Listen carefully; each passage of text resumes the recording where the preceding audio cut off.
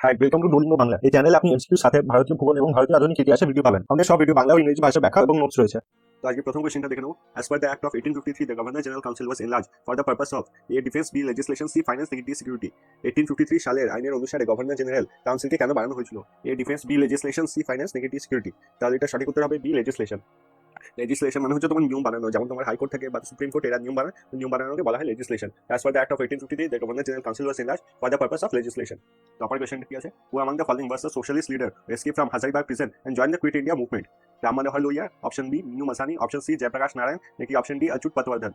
নিম্নলিখিতগুলির মধ্যে কে ছিলেন সমাজতান্ত্রিক নেতা যিনি হাজারিবাগ জেল থেকে পালিয়ে কুইট ইন্ডিয়া আন্দোলনে যোগ দিয়েছিলেন? Option A Ram Manohar Lohia, option B Minoo Masani, option C Jayaprakash Narayan, নাকি অপশন ডি অচ্যুত পটবর্ধন। তাহলে এটার আনসার হবে জয়প্রকাশ নারায়ণ। জয়প্রকাশ নারায়ণের যদি কথা বলা হয় তাহলে উনি হাজারিবাগ প্রিজন থেকে পালিয়ে গেছেন। আর যখন গান্ধীজি দেখেছিলেন কুইট ইন্ডিয়া মুভমেন্টের জন্য, তখন তিনি আন্ডারগ্রাউন্ড থেকে কুইট ইন্ডিয়া মুভমেন্টে ইনভলভ হয়েছিলেন। তারপরে কোয়েশ্চন আছে, which of the following statement is not correct? রাজা রামমোহন রয় set up Brahmo Sabha in 1828. Brahmo Sabha forbade idol worship and discarded meaningless rites and rituals. Raja Rammohun Roy worked to abolish child marriage. Because Sati Pratha was abolished in 1839. নিম্নলিখিত বিবৃতিগুলির মধ্যে কোনটি সঠিক নয়? রাজা রামমোহন রয় set up ব্রাহ্মণ সভা in 1828. Brahman Sabha forbade idol worship and discarded meaningless rites and rituals. Raja Rammohan Roy work to abolish child marriage, নাকি option D sati pratha was abolished in 1839। তাহলে বলেছে এটা কোনটা সঠিক নয়? তাহলে হবে সতী প্রথা ওয়াজ অ্যাবলিশড ইন 1839। 1839 হবে না, এটা হবে 1829। তখন তোমার গভর্নর জেনারেল কে ছিলেন উইলিয়াম বেন্টিক। এই কথা দিয়ে মনে রাখতে পারো, ওনার নামেই ছিল উইলিয়াম বেন্টিক, ঠিক দেওয়া ছিল ওনার নামে, তাই জন্য উনি ঠিক কাজ করেছেন। প্রথমটা দেখে নি, রাজা রামমোহন রয় সেট আপ ব্রাহ্মণ সভা ইন 1828, একদম ঠিক। তারপর Brahman Sabha forbid idol worship and discarded meaningless rites and rituals. তো ব্রাহ্মণ সভার যদি কথা বলা হয় তো ব্রাহ্মণ সভা তোমার হিন্দু নিয়মটাকে মানতো, হিন্দু নিয়ম নীতিকে মানতো, কিন্তু যেমন রিচুয়াল করা বা আইডল ওয়ার্শিপ করা, উঁচু নিচু দেখা, জাতিভেদ করা, আনটাচেবিলিটি, এগুলো তারা মানতো না।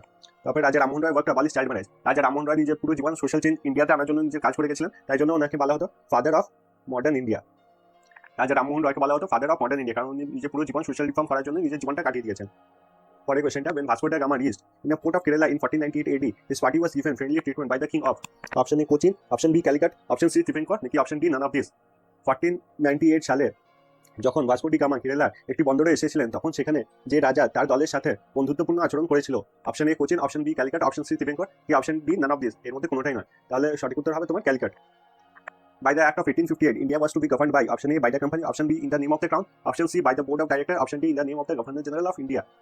1858 সালের আইন অনুসারে কার দ্বারা ভারত শাসন করা উচিত? Option A by the company, option B in the name of the crown, option B by the board of directors, নাকি option D in the name of the governor general of India. তাহলে সঠিক উত্তর হবে in the name of the crown. তখন রানী কে ছিলেন ব্রিটিশের? Victoria. তোমরা জানোই 1857 তোমার রিভোল্ট হয়েছিল, সিপাহি রিভোল্ট, আর ফার্স্ট ওয়ার অফ ইন্ডিপেন্ডেন্সও বলা হয়। ওখানে তোমার ইস্ট ইন্ডিয়া কোম্পানির আন্ডারে ছিল ইন্ডিয়া স্টেট, ওখান থেকে চেঞ্জ করে দেওয়া হলো directly under the British crown. আর গভর্নর জেনারেলের যে পোস্টে ছিল ওটাকে চেঞ্জ করে বানিয়ে দেওয়া হলো ভাইসরয়, যে directly answerable to the queen. পরের কোয়েশ্চনটা দেখে নেবো, who among the following resigned from the membership of viceroy's executive council as a protest against Jallianwala Bagh massacre? Option A C.P. Ramaswamy Iyer, option B Muhammad Ali Jinnah, option C B.N. Sharma, option D Shankaran Nair। Jallianwala Bagh গণহত্যার প্রতিবাদ হিসাবে নিচের মধ্যে কে viceroy নির্বাহী পরিষদের সদস্য পদ থেকে পদত্যাগ করেছিলেন? Option A C P Ramaswamy Iyer, option B Mohammad Ali Jinnah, option C B N. Sharma, নাকি অপশন ডি শঙ্করন নায়ার। তাহলে এটা সঠিক উত্তর হবে শঙ্করন নায়ার। আর যদি জালিয়ানওয়ালা বাগের কথা বলা হয়, জালিয়ানওয়ালা বাগের পর তোমার কবিগুরু রবীন্দ্রনাথ ঠাকুর নাইটহুড উপাধিকে ছেড়ে দিয়েছিলেন। নাইটহুড উপাধিকে ছেড়ে দিয়েছিলেন। নাইটহুড উপাধি হচ্ছে যেটা দিয়ে তোমার নামের আগে স্যার লেগে যায়, ওটাকে নাইটহুড বলা হতো। নাইটহুড উপাধিকে ছেড়ে দিয়েছিলেন। আর তোমার মহাত্মা গান্ধীকে টাইটেল দেওয়া ছিল ক্যাসারে হিন্দ, ওটাও তিনি ব্রিটিশকে ফেরত দিয়ে দিয়েছিলেন। ক্যাসারি হিন্দের যে টাইটেলটা দেওয়া হয়েছিল ওটাও তিনি একসেপ্ট করেননি, এটা মহাত্মা গান্ধী একসেপ্ট করেননি। আর নাইটহুড উপাধি তোমার রবীন্দ্রনাথ ঠাকুর একসেপ্ট করেনি for the protest against Jallianwala Bagh massacre. Which one of the following leader is not associated with Brahmo Samaj? A. Debendranath Tagore, B. Keshav Chandra Sen, C. Raja Rammohun Roy, নাকি D. Atmaram Panduran। এতে আত্মারাম পান্ডুরান নিচের কোন নেতা ব্রাহ্মণ সমাজের সাথে জড়িত নয়? এ দেবেন্দ্রনাথ টেগর, বি কেশবচন্দ্র সেন, সি রাজা রামমোহন রয়, নাকি ডি আত্মারাম পান্ডুরান। তাহলে সঠিক উত্তর হবে তোমার আত্মারাম পান্ডুরান। যদি ব্রাহ্মণ সমাজের কথা বলা, ব্রাহ্মণ সমাজ তো তোমরা জানো রাজা রামমোহন রয় ওয়াজ ফাউন্ডেড বাই রাজা রামমোহন রয়। রাজা রামমোহন রয় যখন চলে গেলেন, তখন তারপর হলেন দ্বারকানাথ টেগর। দ্বারকানাথ টেগরে চলে যাওয়ার পর ওনার ছেলে দেবেন্দ্রনাথ টেগর হয়ে যান লিডার, মানে হেড ব্রাহ্মণ সমাজে।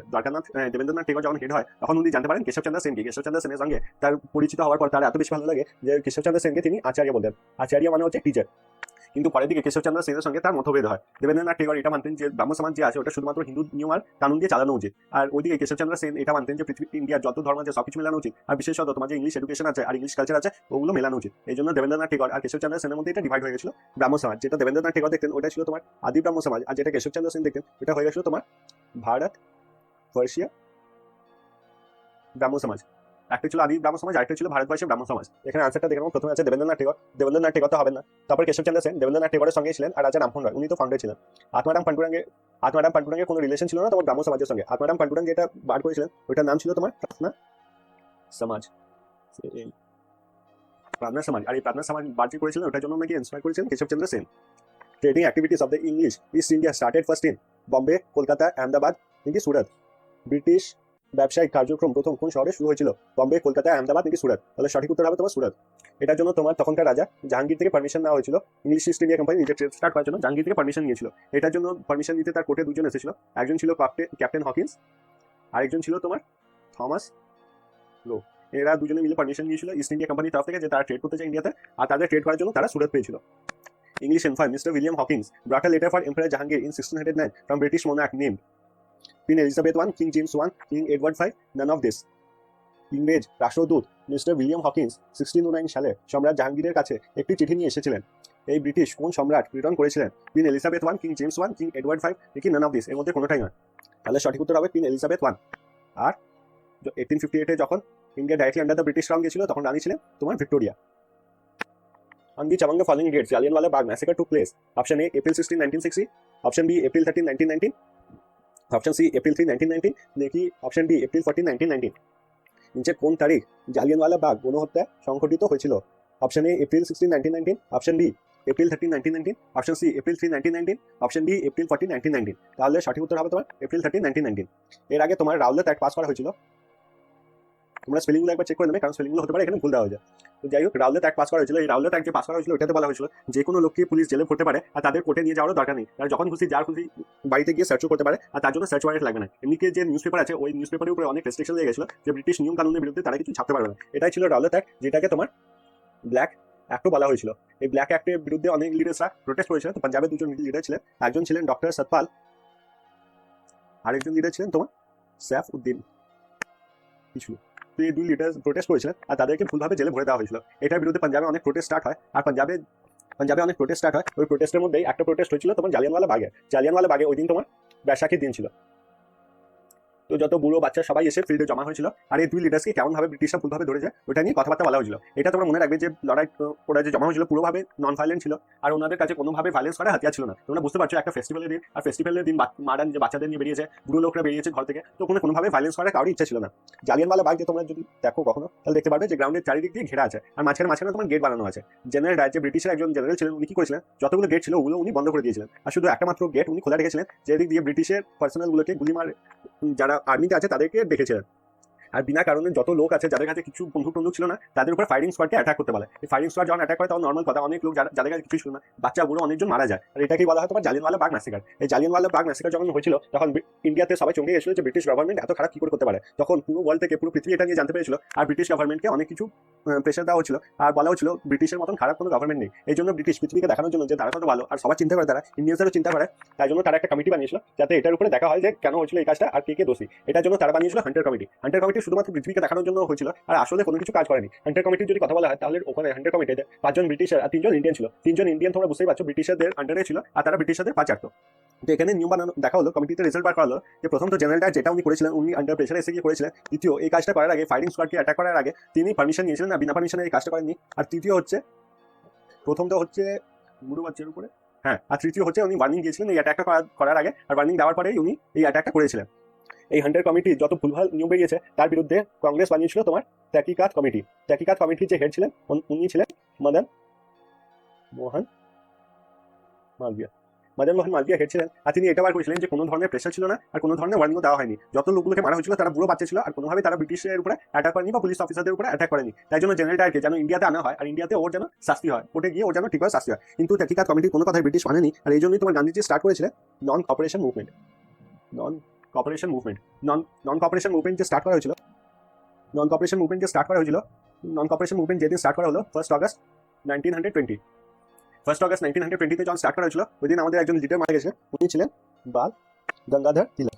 1 অগস্ট 1920 নন কপারেশন মুভমেন্ট যেদিন স্টার্ট করা হয়েছিল বাল গঙ্গাধর তিলক মারা গেছে। তোমরা দেখতে পাচ্ছ এমনি করে পুরো হিস্ট্রি চ্যাপ্টার যে যত মডার্ন হিস্ট্রি যত ইভেন্টস আছে যেগুলো আছে ওগুলো সবকিছু রিলেট করে তোমরা করতে পারো। যদি একটা করে সিঙ্গেল তোমরা ইভেন্ট করতে থাকো, যে একটা সিঙ্গেল ইভেন্ট, তাহলে মুখস্থ রাখা বা মনে রাখা খুব কঠিন হয়ে যায়। তাই জন্য তোমরা সব ইভেন্ট এক অপারেশনকে রিলেট করে মনে রাখবে, তাহলে মনে রাখতে তোমাদের অনেক বেশি সহজ হবে। অপরের কোয়েশ্চেনটা দেখে নেবো। The Ghadar party was founded November 1913 at San Francisco, USA by madam Bhikaji Cama, Lala Hardayal, Shyamji Krishnan Varma, both A and B অভাব। গদার পার্টি প্রতিষ্ঠান হয়েছিল নভেম্বর 1913 সান ফ্রান্সিসকো, মার্কিন যুক্তরাষ্ট্র কার দ্বারা? অপশন এ ম্যাডাম ভিকাজি কামা, option B Lala Hardiya, option C Shyamji Krishnan Varma, নাকি option D both A and B অভাব। তাহলে এটা সঠিক উত্তর হবে লালা হারদিয়াল ওয়াজ দ্য ফাউন্ডার। আর যদি বলা হয় যে গদার পার্টির প্রেসিডেন্ট কে ছিলেন, তাহলে গদার পার্টির প্রেসিডেন্ট ছিলেন তোমার সোহান সিং। আর গদার পার্টির একজন খুব ইম্পর্টেন্ট মেম্বার ছিলেন তোমার উধাম সিং। আর উধাম সিং তোমার গুলি মেরেছিল ডায়ারকে, কিন্তু এই ডায়ার হচ্ছে তোমার গভর্নর যে ছিল পাঞ্জাবে, আর এর নাম ছিল মাইকেল ডায়ার। আর যে জেনারেল গুলি চালানো অর্ডার দিয়েছিল ও ছিল রেগিনাল ডায়ার। তো মাইকেল ডায়ার তোমার গভর্নর ছিল এই টাইমে, আর উনি বলেছিলেন যে রেগিনাল ডায়ার যা করেছে ওটা খুবই ভালো করেছে, আর ইন্ডিয়াসের নিজের জায়গা মনে রাখা উচিত। এটা ব্রিটিশ সাম্রাজ্যের জন্য একটা খুবই উজ্জ্বল দিন। এই জন্য তোমার উধাম সিং মাইকেল ডায়ারকে মেরেছিল ব্রিটেনে গিয়ে। তারপরে দেখবো the Poona pact 1932 was an agreement between Nehru and Ambedkar, Gandhi and Ambedkar, Malathi and Ambedkar, Gandhi and Nehru. Poona চুক্তি 1932 তাদের মধ্যে চুক্তি হয়েছিল Nehru and Ambedkar, Gandhi and Ambedkar, Malathi and Ambedkar, নাকি গান্ধী অ্যান্ড নেহরু।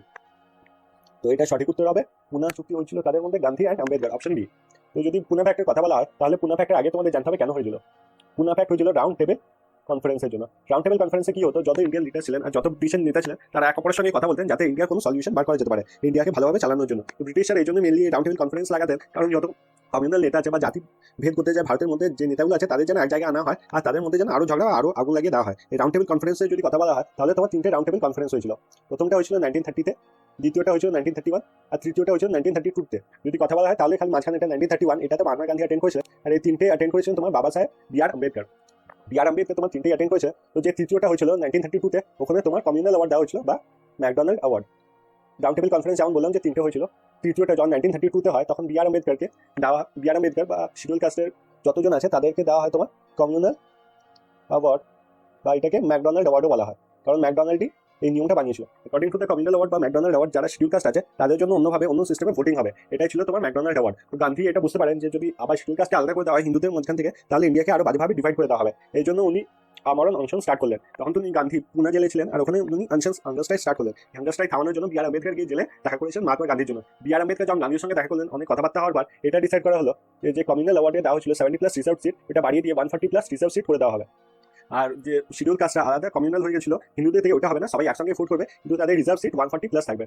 এটাই হয়েছিল তোমার পুনা প্যাক্টে।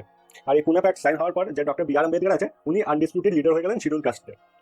পরে কোয়েশ্চেনটা দেখে নেব। The name of the operation started by the British government to arrest the leaders of Quit India Movement was operation Rinderpest, B operation Zero Hour, C operation Thunderbolt, নাকি D operation Blue Star. Bharat ত্যাগ আন্দোলনের নেতাদের গ্রেফতারের জন্য British সরকার যে অভিযানের সূচনা করেছিলেন তার নাম কি ছিল? Operation Rinderpest, operation Zero Hour, operation Thunderbolt, নাকি অপারেশন ব্লু স্টার। তাহলে সঠিক উত্তর হবে অপারেশন থান্ডারবোল্ট। তো কুইট ইন্ডিয়া মুভমেন্টের যদি কথা বলা হয়, কুইট ইন্ডিয়া মুভমেন্ট তোমার স্টার্ট করেছেন মহাত্মা গান্ধী। মহাত্মা গান্ধীর আগে দুটো আরো ইম্পর্টেন্ট ইভেন্ট স্টার্ট করেছে। একটা ছিল তোমার নন কপারেশন মুভমেন্ট, আর একটা ছিল তোমার সিভিল ডিসোবিডিয়েন্স মুভমেন্ট। তো যদি নন কপারেশন মুভমেন্টের কথা বলা হয়, নন কপারেশন মুভমেন্ট খুব পাওয়ারফুলি চলছিল, কিন্তু গান্ধীজি এটা তোমার চড়িচড়া ইনসিডেন্টের পর বন্ধ করে দিয়েছিলেন। চড়িচড়া যদি কথা বলা হয় তাহলে উত্তরপ্রদেশে একটা ছোট গ্রাম, আর চড়িচড়াতে যখন প্রোটেস্টার্সরা প্রোটেস্ট করছিলেন তখন পাশে যে পুলিশ স্টেশনে পুলিশরা ছিল তারা তাদের উপর লাঠিচার্জ করা স্টার্ট করে। এটাতে যত লোকরা ছিল তারা খুব রেগে যায়, আর পুলিশ স্টেশনে যত পুলিশ ছিল প্রায় 20-25 জন পুলিশ অফিসার ছিলেন, তাদেরকে ওরা একটা ঘরে বন্ধ করে আগুন জ্বালিয়ে মেরে দেয়। এটাতে গান্ধীজি খুব দুঃখ পায়, এই জন্য চড়িচড়া ইনসিডেন্টের পরে উনি নন কপারেশন মুভমেন্ট যেটা আছে ওটা থামিয়ে দিয়েছিলেন। বা সিভিল ডিসোবিডিয়েন্স মুভমেন্টের যদি কথা বলে, civil disobedience movement Gandhiji start করেছিলেন। উনি ব্রিটিশদের 11টা রিকোয়েস্ট দিয়েছিলেন যেটা ব্রিটিশদের মানা উচিত ছিল, কিন্তু তাদের মধ্যে ওরা কোনোটাই মানেনি, আর তার জন্য তিনি সিভিল ডিসোবিডিয়েন্স স্টার্ট করলেন। সিভিল ডিসোবিডিয়েন্স স্টার্ট করেছিলেন তিনি ডান্ডি মার্চ দিয়ে, আর ডান্ডি মার্চ হওয়ার পর প্রোটেস্ট অনেক এগিয়ে গেছিল, কিন্তু মাঝখানে উনি আবার ওটা থামিয়ে দিয়েছিলেন যখন উনি সাইন করেছিলেন তোমার গান্ধী ইরভিন প্যাক্ট। তখন আবার তোমার যে সিভিল ডিসোবিডিয়েন্স মুভমেন্ট আছে ওটাকে থামিয়ে দিয়েছে। এবার কেউ গান্ধীজির উপর বিশ্বাস করতো না, সবাই এটা জানতো যে গান্ধীজি যদি কোনো মুভমেন্ট স্টার্ট করে তাহলে উনি এটা অবধি বেট করবেন যে ব্রিটিশ কতদিন ওনার কথা মেনে নেবে, আর ব্রিটিশ এই ওনার কথা মেনে নেবে উনি মুভমেন্টটা থামিয়ে দেবেন। তো এই যে কুইট ইন্ডিয়া মুভমেন্টে যখন উনি অ্যানাউন্সমেন্ট করলেন তখন তিনি একটা স্লোগান দিলেন, ডু অর ডাই, করো ইয়া মারো। এটা উনি বললেন যে এবার কোনোভাবেই উনি ব্রিটিশদের সঙ্গে কথা বলবেন না, আর ব্রিটিশদের কোনো কথা মানবেন না। তো এই মুভমেন্ট কোনোভাবেই উনি থামাবেন না, এই ডু অর ডাই মুভমেন্ট। তাই জন্য চালানো হয়েছিল তোমার অপারেশন থান্ডারবোল্ট। অপারেশন থান্ডারবোল্টে কুইট ইন্ডিয়া মুভমেন্টে যত বড় বড় লিডার্স আছে তাদেরকে জেলে ভরে দেওয়া হয়েছিল, আর উনি মহাত্মা গান্ধীকে জেলে ভরে রাখা হয়েছিল আগা খান প্যালেসে। মহাত্মা গান্ধীকে রাখা হয়েছিল তোমার আগা খান প্যালেসে according to the operation Thunderbolt. আর পরের কোয়েশ্চেনটা দেখে নেবো। When was the Hindu college Calcutta established? 1829, 1817, 1858, নাকি 1853? কলকাতা হিন্দু কলেজ কবে প্রতিষ্ঠিত হয়? 1829, 1817, 1858, নাকি 1853? তাহলে এটা সঠিক উত্তর হবে 1817। হিন্দু কলেজের যদি কথা বলা হয় তো হিন্দু কলেজ এখন নাম হয়ে গেছে তোমার প্রেসিডেন্সি কলেজ। আর এই প্রেসিডেন্সি কলেজ বা হিন্দু কলেজ স্টার্ট করেছিলেন দুজন লোক। একজন ছিলেন তোমার রাজা রামমোহন রায়। রাজা রামমোহন রায় পরের দিকে গিয়ে তোমার বেদান্তা কলেজও স্টার্ট করেছিলেন, বেদান্তা কলেজ। আর দ্বিতীয় যিনি রাজা রামমোহন রায়কে হেল্প করেছিলেন ওনার নাম ছিল তোমার ডেভিড হেয়ার। ডেভিড হেয়ারের যদি কথা বলা হয় তাহলে উনি একটা সোসাইটি স্টার্ট করেছিলেন, স্কুল বুক সোসাইটি। এখানে তোমার যত বাচ্চারা আছে তাদেরকে স্কুল বুক প্রোভাইড করতেন ডেভিড হেয়ার। সে তোমার স্কুল হোক, হিন্দু কলেজ হোক বা মাদ্রাসা হোক, যেখানেই হোক তারা স্কুল বুক প্রোভাইড করতেন।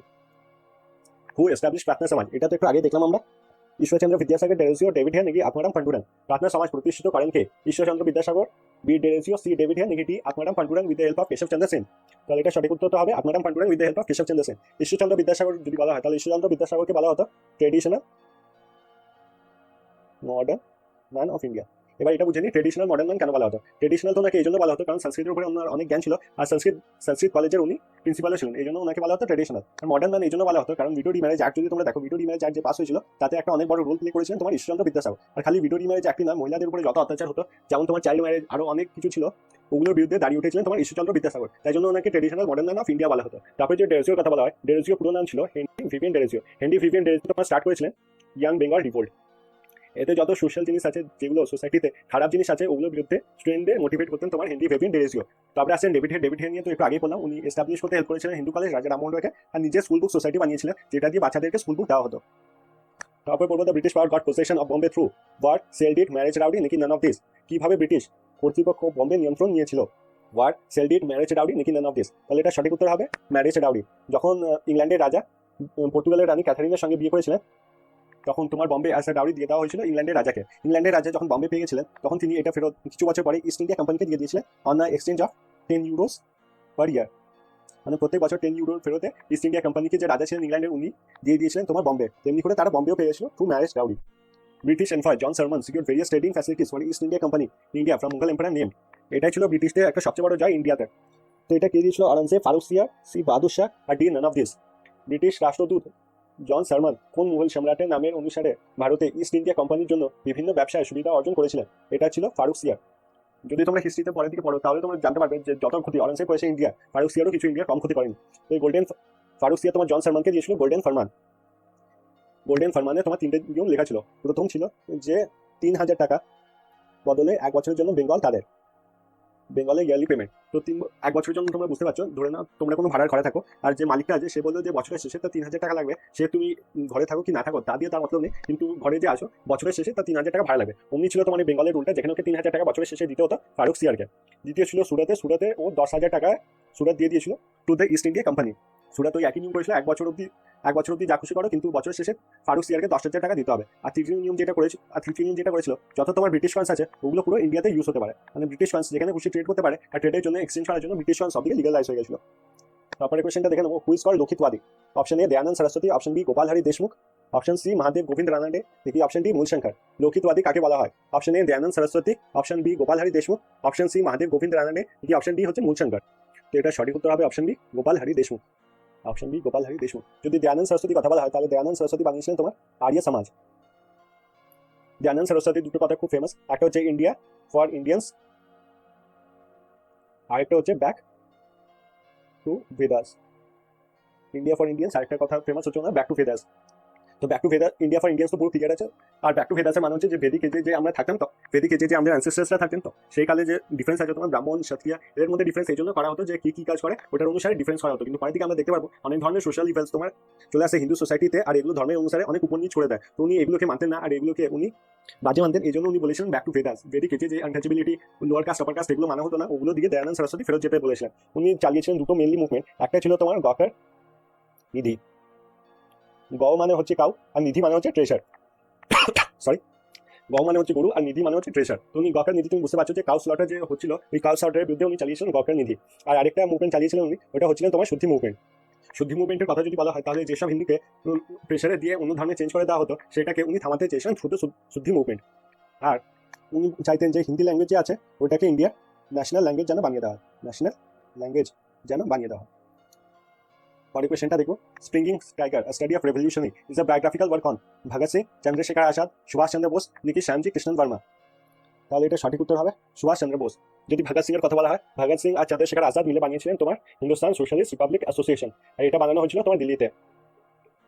ভগৎ সিং যখন তোমার লালা লাজপত রায়ের সঙ্গে যায় তখন উনি নন ভাইলেন্ট ওয়েতে সাইমনের বিরুদ্ধে প্রোটেস্ট করতে গেছিলেন। সাইমন কমিশন যে ইন্ডিয়াতে আসছিল, সাইমন কমিশনের বিরুদ্ধে পুরো ইন্ডিয়াতে প্রোটেস্ট হচ্ছিল, ওইটাতে লালা লাজপত রায়ের সঙ্গে ভগৎ সিং তোমার পার্টিসিপেট করেছেন। মানে উনি দেখেছিলেন যে লালা লাজপত রায়কে লাঠি চার্জ করে মেরে দেওয়া হয়েছিল, এই জন্য ভগৎ সিং খুব রেগে গেছিলেন। উনি চাইছিলেন ব্রিটিশদের যেন জবাব দেওয়া হয়, তারা যেন ইন্ডিয়ান লিডার্সদের এমনি করে মারতে পারে না। এই জন্য তোমার ভগৎ সিং আর সুখদেব মিলে একজন ব্রিটিশ অফিসিয়াল সন্ডার্সকে গুলি মেরে দিয়েছিলেন। ভগৎ সিং আর সুখদেব যখন গুলি মেরেছেন তাদের সঙ্গে চন্দ্রশেখর আজাদও প্রেজেন্ট ছিলেন, উনি গুলি মারেননি, আর ভগৎ সিং আর সুখদেবই খালি গুলি মেরেছিল। এরপরে ভগৎ সিং আর সুখদেব দুজনকে আন্ডারগ্রাউন্ড হতে হয়েছিল, ব্রিটিশরা অনেক টর্চার স্টার্ট করেছিল যাতে ভগৎ সিং আর সুখদেবকে পাওয়া যায়। তারপরে এত বেশি টর্চার করা হচ্ছিল যে টর্চার থেকে ইন্ডিয়ানসে বাঁচানোর জন্য ভগৎ সিং নিজেকে সারেন্ডার করা ডিসাইড করলো। এই জন্য ভগৎ সিং আর বটুকেশ্বর দত্ত তোমার বম ফেলেছিল লেজিসলেটিভ অ্যাসেম্বলিতে যখন তারা বম ফেলেছিল তখন তারা এটা খেয়াল রেখেছিল যেন বম যে তারা ফেলছে ওটা যেন কোনো লোক আহত না হয় আর কোনো লোক মারা যেন না যায়। ভগৎ সিং এর খালি এটাই অবজেক্টিভ ছিল যে তাকে যেন কোর্টে নিয়ে যাওয়া হয়, আর কোর্টে যখন নিয়ে যাওয়া হবে সে ব্রিটিশদের বিরুদ্ধে বলবে, আর ব্রিটিশরা যে ইন্ডিয়ানসের উপরে কত অত্যাচার করে সেটা সে সবার সামনে কোর্টে বলবে।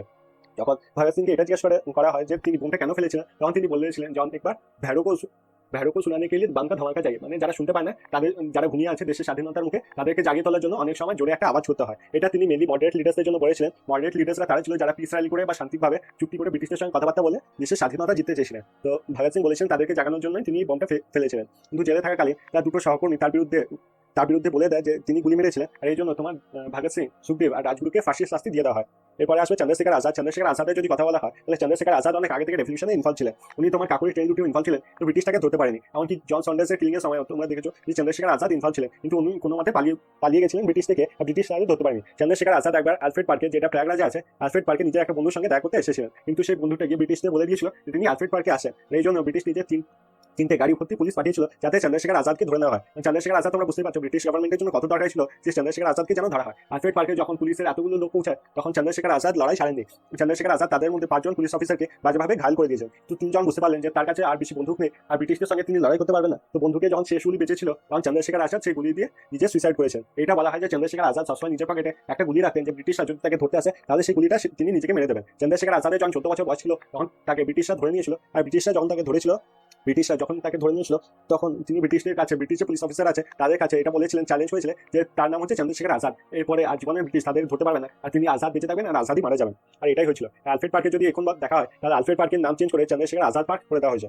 সুভাষচন্দ্র বোস নিয়ে তো আমরা সবাই জানি, আর বেশি ডিটেলসে বললাম না, খালি একটা ছোট ফ্যাক্ট যেটা অনেকে জানে না। সুভাষচন্দ্র বোস যখন ত্রিপুরী ইলেকশন জিতে গেছিলেন আমরা সবাই জানি যে গান্ধীজি মেইনলি প্রোটেস্ট করেছেন, তাই জন্য তাকে পদত্যাগ করতে হয়েছিল। এটা যদিও বা পুরোপুরি সত্যি, কিন্তু পুরোপুরি সত্যি না। যখন ত্রিপুরী ইলেকশন উনি জিতে গেছিলেন, সুভাষচন্দ্র বোস যখন ত্রিপুরা ইলেকশন জিতে গেছে তখন সুভাষচন্দ্র বোস তোমরা জানি একটা রেভলিউশন লিডার ছিলেন, আর তিনি গান্ধীজির যে ফলোয়ার ছিলেন তাদেরকে অনেক কিছু বলেছিলেন। গান্ধীজির যে কোর কমিটি মেম্বার ছিল, যেটাতে তোমার গান্ধী ছিলেন, নেহরু ছিলেন, ডক্টর রাজেন্দ্র প্রসাদ ছিলেন, বল্লভভাই পটেল ছিলেন, এরা সবাই তোমার সুভাষচন্দ্র বোসকে একদমই পছন্দ করতেন না। তো ত্রিপুরা ইলেকশনের পর উনি বলেছিলেন নিজের কমিটিকে কয়েকদিনের রেস্ট চেয়েছেন, কারণ তার শরীর খারাপ হয়ে গেছে। কিন্তু সেখানে তোমার বল্লভভাই পটেল হইচই করে দিয়েছিলেন, আর তিনি রিজাইন করে দিয়েছিলেন, আর নিজের সঙ্গে আরো 11 জন যে কোর কমিটি মেম্বার্স আছে তাদেরকেও রিজাইন করতে বলেছেন। কারণ তিনি বলেছেন যে সুভাষচন্দ্র বোস খালি কোনো লোকের কথা মানছে না, আর সে খালি নিজের রাজত্ব চালাচ্ছে। এই জন্য বল্লভভাই পটেল ইনডাইরেক্ট প্রেশার দিয়েছিল সুভাষচন্দ্র বোসকে, আর এই জন্যই তোমরা পরে দিকে দেখতে পাবে যে সুভাষচন্দ্র বোস তোমার কংগ্রেস ছেড়ে দিয়ে নিজে ফরওয়ার্ড ব্লক বানিয়েছে। তো যদি ডিভিশনের কথা বলা হয় যে সুভাষচন্দ্র বোসকে কে সরিয়েছিল, এটা আমাদের খুব ভালো লাগে বলতে যে গান্ধী, নেহরু, কারণ এটা খুব ফেমাস কথা, সবাই বলে তো আমরা বলি যে গান্ধী আর নেহরু করেছে। সুভাষচন্দ্র বোসকে যদি সরানোর কথা বলা হয়, যদি মেইন কথা বলা হয়, গান্ধীজির সঙ্গে আরেকজন ছিলেন, উনি ছিলেন তোমার বল্লভভাই পটেল। তারপরে কোশ্চেনটা দেখে নেবো, the decline of Indian handicrafts industry in the 19th century was attributed to option A competition from British manufacturing industries only, option B disappearance of Indian princely courts only, option C establishment of alien rule only, নাকি option D all of the above। 19 শতকে ভারতীয় হস্তশিল্পে অবক্ষয়কে দায়ী করা হয়েছিল। Option A competition from British manufacturing industries only, option B disappearance of Indian princely courts only, option C establishment of alien rule only, নাকি option D all of the above। এটা সঠিক উত্তর হবে option C establishment of the alien rule only। Alien rule মানে তোমরা বুঝতে পারছো এখানে ব্রিটিশের কথা বলা হয়েছে। ব্রিটিশরা যখন ইন্ডিয়াতে এসেছিল তখন ব্রিটিশরা এটা জানতে পেরেছিল যে ব্রিটিশের যে রাইটার আছে তারা ইন্ডিয়ান গুডস নিয়ে তারিফ করতো, আর ইন্ডিয়ান যে কটন ছিল বা টেক্সটাইল ছিল ওটা নিয়ে তারা অনেক তারিফ করতো। তো প্রথম তো ভুল হয়ে গেল, কম্পিটিশন কোনোভাবেই ছিল না, British good far inferior than the Indian goods, সবসময় এটাই ছিল। কারণ ব্রিটিশরা কি করেছিল যে ইন্ডিয়াতে যে জিনিস ম্যানুফ্যাকচার হয়েছিল ওইটা তাদের থামাতে হতো, কারণ ইন্ডিয়া যেটা তাদের কলোনি ছিল ওইটা তারিফ করা হবে আর ব্রিটিশ গুডস কেনা হবে না, এটা ব্রিটিশদের জন্য অনেক বড় লজ্জার ব্যাপার ছিল। তাই জন্য তারা হ্যান্ডিক্রাফট যে ইন্ডাস্ট্রি ছিল ওটাকে সিস্টেম্যাটিক ওয়েতে নষ্ট করে দিয়েছিল। তারা এটার জন্য তারা এটার জন্য যত তোমার ওয়ার্কার্সরা ছিল তাদেরকে বিনা কারণে তোমার জেলে ভরে দিত, যত ফ্যাক্টরিজের লোক ছিল, ফ্যাক্টরিজের জিনিস ছিল ওগুলো তারা ভেঙে দিয়ে নষ্ট চুরমার করে দিত। কিন্তু তবুও যারা বড় লোক ছিল, যারা তবুও কাজ চালাতে পারতো, তাদের উপরে তারা হেভি ট্যাক্স ইম্পোজ করতো, এত বেশি ট্যাক্স ইম্পোজ করতো যে তাদের সব টাকা চলে যেত আর তাদের কাছে কোনো কিছু বেঁচে থাকতো না। এমনি সিস্টেম্যাটিক ওয়েতে এলিয়েন রুল ব্রিটিশদের থাকার জন্য এই তোমার যত ইন্ডিয়ান ইন্ডাস্ট্রিজ আছে, ইন্ডিয়ান হ্যান্ডিক্রাফট ইন্ডাস্ট্রিজ আছে ওগুলো নষ্ট হয়ে গেছিল। তারপরে পয়েন্ট আছে ডিসঅ্যাপিয়ারেন্স অফ প্রিন্সলি কোর্স। একদমই না, প্রিন্সলি স্টেট তোমরা যে জানো তারা নিজের রাজত্ব নিয়ে সবসময় চিন্তা করতো, আর তাদের কোনোভাবেই আসতো না যে কোন ইন্ডাস্ট্রি নষ্ট হচ্ছে বা কমন লোকদের কি কষ্ট হচ্ছে। তারপরে কোয়েশ্চেনটা দেখবো, which of the following act is also known as the beginning of the parliamentary system of India। নিম্নলিখিত সংসদগুলির মধ্যে কোনটি সংসদীয় ব্যবস্থার সূচনা হিসাবে পরিচিত? অপশন এ হচ্ছে Indian councils act 1892, option B হচ্ছে Indian council act 1904, option C হচ্ছে ইন্ডিয়ান কাউন্সিল অ্যাক্ট 1909, নাকি option D government of India act 1919। তাহলে এটা সঠিক উত্তর হবে option A Indian councils act 1892। Indian council act 1892 basis বানিয়েছিল for the parliamentary system in India. তারপর কোয়েশ্চেনটা দেখে নেবো, ঠিক আছে। Which of the following statement is not correct? Vivekananda participated in all World Religion Conference in 1893 at Chicago, USA. Satyasudha Samaj was established by Jyotiba Phule. Dayanand Saraswati established Pratna Samaj. Arya Samaj was founded 1875 in Bombay. নিম্নলিখিত বিবৃতিগুলি কোনটি সঠিক নয়? Vivekananda participated in all World Religion Conference 1893 at Chicago, USA. Satyasudha Samaj was established by Jyotiba Phule. Dayanand Saraswati established the Pratna Samaj. Arya Samaj was founded in 1875 in Bombay. তাহলে এটার মধ্যে কোনটা সঠিক নয়? হবে দয়ানন্দ সরস্বতী। দয়ানন্দ সরস্বতী তোমরা জানো, আগেই বললাম, বানিয়েছিলেন তোমার আর্য সমাজ by Dayanand Saraswati. স্বামী বিবেকানন্দের যদি কথা বলা হয়, উনি পার্টিসিপেট করেছেন all world religion conference in 1893। যদি অল ওয়ার্ল্ড রিলিজিয়ন কনফারেন্সে যদি কথা বলা হয়, যত ধর্মের তোমার নেতারা ছিলেন বা ধর্মগুরু ছিলেন, তারা এসে এক জায়গায় দেখা করেছিলেন। তো সব ধর্মগুরুরা নিজের ধর্ম নিয়ে বলছিলেন, তাদের ধর্ম সবচেয়ে ভালো কেন, এটা হাইলাইট করেছিলেন। কিন্তু তাদের মধ্যে যখন স্বামী বিবেকানন্দকে নিজের স্পিচ স্টার্ট করেছেন, উনি প্রথম কথা যেটা বলেছেন, ওটা বলেছেন brothers and sisters of America. মানে উনি নিজেকে কোনোভাবে সুপিরিয়র বলতে চাইছিলেন না, আর সবাইকে নিজের ভাই বোনের হিসাবে দেখেছিলেন। এইটা brothers and sisters of America যখন স্বামী বিবেকানন্দ বলেছে, তখন পুরো যে হলটা ছিল ওখানে সবাই দাঁড়িয়ে তালি বাজাতে লেগেছিল। তো এই ওয়ার্ল্ড রিলিজিয়ন কনফারেন্সে যদি কথা বলা হয়, ইউএসএতে উনি অনেক ইনফ্লুয়েন্স দিয়েছিলেন। আমরা এখন দেখতে পারবো ইউএসএ যদি কোনো ইউএসএ নেতা যখন ইন্ডিয়াতে আসে বা ইন্ডিয়া নিয়ে কথা বলে, একবার তুমি যে স্পিচে স্বামী বিবেকানন্দের কথা বলতে এতে তোমার ইনফ্লুয়েন্স থাকে আর অনেক কিছু হয়, ওগুলো এখানে জানতে হবে না। তো যাই হোক, ইউএসএতে আর তারপরে ওয়ার্ল্ড রিলিজিয়ন কনফারেন্স হয়েছিল প্যারিসে, আর ওখানে গিয়ে উনি বক্তৃতা দিয়েছিলেন। এই প্যারিসে ওয়ার্ল্ড রিলিজিয়ন কনফারেন্স হওয়ার পর তিনি এই পৃথিবী ছেড়ে চলে গেছিলেন। সত্যশোধক সমাজের যদি কথা বলা হয়, তাহলে এটা সত্যশোধক সমাজ বানিয়েছে জ্যোতিবা ফুলে, আর অনেকে বলা হতো মহাত্মা জ্যোতিবা ফুলে। উনি সঠিকভাবে মহাত্মা নামের অধিকারী ছিলেন, আর সত্যশোধক সমাজ নিজে পুরো জীবন মহিলাদের কি করে ভালো করবে আর মহিলাদের যেন সোসাইটিতে ইকুয়াল দেখা হয়, এটার জন্য কাজ করে যান। এটার জন্য তার ওয়াইফও তাকে অনেক সাপোর্ট করেছে। আর্য সমাজ was founded in 1875 in Bombay. তো তোমরা বুঝতে পারছো দয়ানন্দ সরস্বতী যে আর্য সমাজ বানিয়েছেন, এটা বানিয়েছেন তোমার বম্বেতে 1875-এ। তারপরে কোয়েশ্চেন হচ্ছে English power had conflicts with the French power in eastern India, western India, Northern India নাকি সাউদার্ন ইন্ডিয়া। ফরাসি শক্তির সাথে ইংরেজি শক্তির উচ্চ দ্বন্দ্ব ছিল eastern India, western India, Northern India নাকি সাউদার্ন ইন্ডিয়া। তো এটা সঠিক উত্তর হবে সাউদার্ন ইন্ডিয়া। কি হয়েছিল তোমার কার্নেটিক যুদ্ধ। কার্নেটিক যুদ্ধ যদি বলা হয়, টোটাল 3টে হয়েছিল, আর 3 নম্বর যখন ফ্রেঞ্চরা হেরে গেছিল তখন তারা ইন্ডিয়া ছেড়ে চলে যেতে হয়েছিল। দ্য ব্যাটেল অফ এন্ডি was in 1716 the French power of India faced complete defeat under English general name. কি ডেট দেওয়া হয়েছে? 1760 খ্রিস্টাব্দে ভ্যান্ডিওয়াসের যুদ্ধে ইংরেজ জেনারেল অধীন ভারতে ফরাসি শক্তি সম্পূর্ণ পরাজয়ের মুখোমুখি হয়েছিলেন। সেই সময় ইংরেজি জেনারেল কে ছিলেন? আয়ারকুট, রবার্ট ক্লাইভ, ল্যালি নাকি নান অফ দিস। তো কার্নেটিক ওয়ার যেটা আমি বললাম, যে থার্ড কার্নেটিক ওয়ার ছিল, ওটা হচ্ছিল battle of Wandiwash in the year 1760। তো এটা ফাইনাল টাইম তোমার ফ্রেঞ্চ আর ইংলিশ লড়াই করেছিল ইন্ডিয়াতে, আর ইংলিশের জেনারেল ছিলেন তোমার আয়ারকুট, আর ব্রিটিশ বা ইংলিশের জেনারেল ছিলেন তোমার আয়ারকুট, আর যে ফ্রেঞ্চের জেনারেল ছিলেন উনি ছিলেন ল্যালি। ল্যালির পুরো নাম হচ্ছে কাউন্ট ডে ল্যালি। তো এটাতে ফ্রেঞ্চরা হেরে গেছিল আর ব্রিটিশরা কলোনি বাঁধতে পেয়েছিল ইন্ডিয়ার উপরে। তো এখানে যে হচ্ছে ফ্রেঞ্চ জেনারেল কে ছিলেন, তাহলে ওনার নাম ছিল আয়ারকুট। Who among the following British officials suppressed the revolt of Jhansi? নিম্নলিখিত ব্রিটিশ কর্মকর্তাদের মধ্যে কে ঝাঁসি বিদ্রোহকে দমন করেছিলেন? A Colin Campbell, B Henry Havelock, C Henry Lawrence নাকি ডি হিউ রোজ। তাহলে সঠিক উত্তর হবে হিউ রোজ। তোমরা যেমন জানো ঝাঁসিতে ছিলেন রানী লক্ষ্মীবাই। রানী লক্ষ্মীবাই যখন হিউরোজের সঙ্গে ফাইট করেছেন আর ব্রিটিশের সঙ্গে ফাইট করেছেন, নিজের শেষ মুহূর্ত ফাইট করেছেন আর ব্যাটল ফিল্ডে নিজের জীবন দিয়ে দিয়েছেন। তারপরে হিউরোজ বলেছিল ব্রিটিশ পাওয়ারকে যদি কেউ চ্যালেঞ্জ করেছে, তাহলে উনি ছিলেন রানী লক্ষ্মীবাই, আর ওনাকে যদি মেনলি হেড বানিয়ে দেওয়া হতো, তাহলে ব্রিটিশ সাম্রাজ্য হয়তো তখন জিততে পারতো না। 1857-এ ডিফল্টে তখন হয়তো ব্রিটিশ সাম্রাজ্য ইন্ডিয়া থেকে সরে যেত। একটা জিনিস, কলিন ক্যাম্বেল ছিলেন পুরো জেনারেলের হেড। তো তোমরা জানো যে 1857-এ যে রিভোল্ট হয়েছিল, ওগুলো বিভিন্ন জায়গায় হয়েছিল। তো বিভিন্ন জায়গায় নানা ব্রিটিশ জেনারেল ছিল, আর সব ব্রিটিশ জেনারেল যে হেড ছিলেন উনি ছিলেন তোমার কলিন ক্যাম্বেল। তোমরা এটা দিয়ে মনে রাখতে পারো যে আর্মি ক্যাম্প ছিল, ওখানে বেল বেজে গেছিল, কারণ ওখানে লড়াই স্টার্ট হয়েছিল। তো হেড বানিয়েছিল তারা কলিন ক্যাম্বেলকে। তারপর question, it is said that Ishwarchandra Vidyasagar contribution to making modern India is many sided, which of the following aspect is contribute to it. বলা হয় আধুনিক ভারতের গঠনে ঈশ্বরচন্দ্র বিদ্যাসাগরের অবদান অনেক পক্ষে। নিম্নলিখিত দিকগুলির মধ্যে কোনটা এতে অবদান রাখে? Option A farmers and depress class upliftment, option B new methodology of teaching Sanskrit, option C uplifting downtrodden women, abolishing child marriage, widow remarriage, option D both B and C. তাহলে এটা সঠিক উত্তর হবে option D both B and C. তো তোমাদের বললাম ঈশ্বরচন্দ্র বিদ্যাসাগরকে বলা হয় ট্রেডিশনাল মডার্ন ম্যান। এটা কারণে সংস্কৃতের মধ্যে তার উচ্চশিক্ষার জন্য আর মডার্ন ম্যানের জন্য মহিলাদের উপরে যত অত্যাচার হতো তার বিরুদ্ধে তিনি প্রোটেস্ট করেছেন। On which date Indian independence act 1947 got royal assent. কোন দিনে ভারতীয় স্বাধীনতা আইন 1947 রয়্যাল অনুমোদন পেল? 18 জুন 1947, 18 জুলাই 1947, 18 মার্চ 1947, 18 এপ্রিল 1947। তো এটা সঠিক উত্তর হবে 18 জুলাই 1947। যদি রয়্যাল অ্যাসেন্টের কথা বলা হয়, রয়্যাল অ্যাসেন্ট মানে হচ্ছে তোমার যে ব্রিটিশ পার্লামেন্ট আছে, ব্রিটিশ পার্লামেন্টে কোনো ল পাস হওয়াকে বলা হয় রয়্যাল অ্যাসেন্ট। তোমার রয়্যাল অ্যাসেন্ট দেওয়া ছিল ইন্ডিয়ান ইন্ডিপেন্ডেন্স অ্যাক্ট। তোমার যে মাউন্ট ব্যাটেন প্ল্যান ছিল, according to Mountbatten plan ইন্ডিয়াকে ইন্ডিপেন্ডেন্স দিয়ে দেওয়া হবে। ইন্ডিয়াকে দুটো ভাগে করে দেওয়া হবে, একটা হবে পাকিস্তান, একটা হবে ইন্ডিয়া। পাকিস্তানে আবার দুটো ভাগ আছে, একটা হচ্ছে ইস্ট পাকিস্তান, একটা ওয়েস্ট পাকিস্তান। ইস্ট পাকিস্তান তোমার বাংলাদেশ হয়ে গেছে, আর ওয়েস্ট পাকিস্তান এখন তোমার ওই পাকিস্তান রয়ে গেছে। তো এই নিয়মটা যেটা আছে, এটা তোমার ব্রিটিশ পার্লামেন্টে পাস করা হয়েছিল, মানে ব্রিটিশ পার্লামেন্টের সম্মত দেওয়া হয়েছিল 18 জুলাই 1947-এ। তারপরে question, in which constitution for India was drafted by Nehru committee? Option A 1927, option B 1926, option C 1928 নাকি লাস্ট অপশন ডি 1929। তো নেহরু কমিটি যদি কথা বলা হয়, কনস্টিটিউশন বানিয়েছিলেন ওরা 1928-এ। জর্জ সাইমন কমিশন ইন্ডিয়াতে এসেছিল। সাইমন কমিশন ইন্ডিয়াতে এসেছিল যাতে কনস্টিটিউশনে তারা কিছু চেঞ্জ করতে পারে আর ঠিকভাবে তারা চালাতে পারে। সাইমন কমিশন যে ইন্ডিয়াতে এসেছিল মেনলি প্রোটেস্ট করা এই জন্য হয়েছিল, কারণ কোনোভাবে সাইমন কমিশনে একটা লোক ইন্ডিয়ান ছিল না, আর তারা ইন্ডিয়ানদের নিয়ে চিন্তাভাবনা করতে এসেছিল। এই জন্য ব্রিটিশ গভর্নমেন্ট ইন্ডিয়াকে চ্যালেঞ্জ করেছিল যে তারা যেন নিজে একটা কনস্টিটিউশন বানিয়ে দেয়। তখন তোমার কনস্টিটিউশন বানিয়েছিল নেহরু কমিটি। নেহরু কমিটি যে হেড ছিলেন উনি ছিলেন তোমার মতিলাল নেহরু। মতিলাল নেহরু তোমার নেহরু কমিশন বানিয়েছে, আর নেহরু কমিটি যে একটা তারা বানিয়েছিল কনস্টিটিউশন, ওটার একটা মেন জিনিস ছিল তারা ইন্ডিয়াতে কমপ্লিট ইন্ডিপেন্ডেন্স নেই, তারা ইন্ডিয়ার ডমিনিয়ন স্ট্যাটাস চেয়েছিল। তারপরে কোশ্চেনটা দেখে নেবো, first president of Indian National Congress George Yule, Dadabhai Naoroji, Umesh চন্দ্র ব্যানার্জি নাকি রমেশ চন্দ্র দত্ত? ভারতীয় জাতীয় কংগ্রেসের প্রথম রাষ্ট্রপতি জর্জ ইউলে, দাদাভাই নরোজি, উমেশ চন্দ্র ব্যানার্জি নাকি রমেশ চন্দ্র দত্ত? তাহলে প্রথম ছিলেন তোমার উমেশ চন্দ্র ব্যানার্জি। এটা তোমার হয়েছিল বম্বেতে, এখনকার মুম্বাইকে আগে বম্বে বলা হতো। আর তোমার দাদাভাই নরোজি সেকেন্ডে হয়েছিল, সেকেন্ড যে মিটিং হয়েছিল ওটাতে উনি প্রেসিডেন্ট হয়েছেন। প্রথম অ্যাংলো ইন্ডিয়ান যিনি প্রেসিডেন্ট হয়েছেন উনি হচ্ছেন জর্জ ইউলে। আর প্রথম মুসলিম প্রেসিডেন্ট যদি বলা হয় তাহলে হয়েছিলেন তোমার বদরুদ্দিন তায়েবজি। প্রথম Muslim president of Congress Badruddin Tyabji. Which of the following is not contained in the TRIPS offer? Dominion status to India, Constituent Assembly, control of defense of India by the Indian national government, নাকি right to take part in the highest council? নিচের কোনটি TRIPS অফারে অনুভূত ছিল না?